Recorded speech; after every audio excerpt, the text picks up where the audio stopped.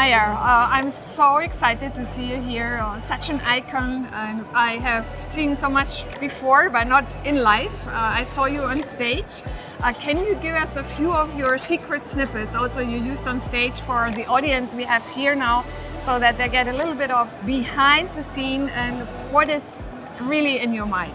Well, I think for me, the biggest message right now is that we need to reassess what money is in our societies, because it is a fantastic means to higher ends. We've created something like a social technology. It was an invention that humans made to achieve a purpose. And then we've lost a bit that higher purpose of saying it is for well-being of the people of a society within the planetary boundaries, obviously, I have to say. And so making cash for cash purpose that we've celebrated so much in the last 20, 30 years has become a huge problem. The business model maybe for banks also has to change to be more inclusive, more accessible.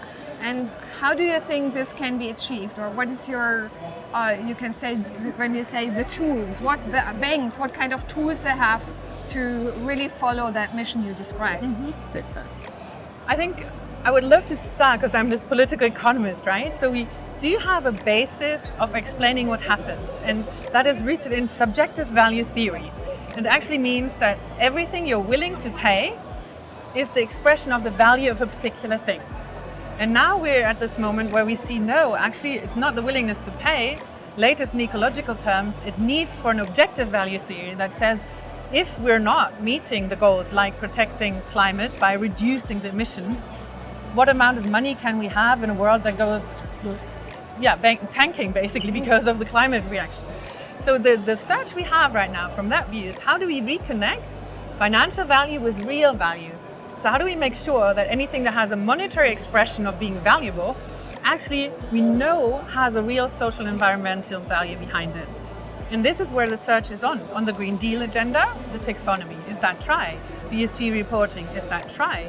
The Lieferkettengesetz, so the reporting of what you do in your supply chain, is that try? The CSRD reportings, how do companies portray better? What are the social, not only damage, but also impact in a positive way they're doing? Because this way we're tilting the market field and the investment field towards making sustainable outcomes and business models easier. Because right now, since there's so much focus on cash only, and social and environmental are doomed as costs in that calculation. But they shouldn't be costs, because actually what we're building up is the natural wealth. It's about also a benefit, so it's human like potential. Circular. Exactly, it's good practice. So unless we're making that visible in the monetary equations, it's very hard for business to actually do it. So sustainability is not bankable has become this one term that I've heard a lot much on. This is what we've got to change. No, we got to change that. So the future of money is very, very different, how you described it. The other observation I have, obviously, everyone is very concerned about AI losing the job, and if more people are losing the job, also what the basic income is, and universal basic income. So what are your thoughts about that? It's a big question. No, I know. I think overall we've always had impacts of revolution in the short term that might also become beneficial in the longer term. And I think what we have seen now is this notion that we have an unemployment problem is not necessarily what we still have in the demographically changed societies. Right now we have a lack of people that have the capacity to do the kinds of work. So if I'm losing one job, I can do another one. It means reskilling, it means sometimes in a different region.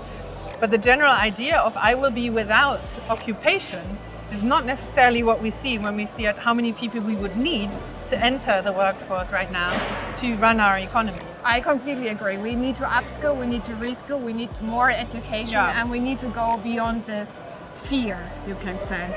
So what has, when you look around and when you walked around here today, what has excited you the most at FIBE? Well, there's a lot of buzz and it's very colorful.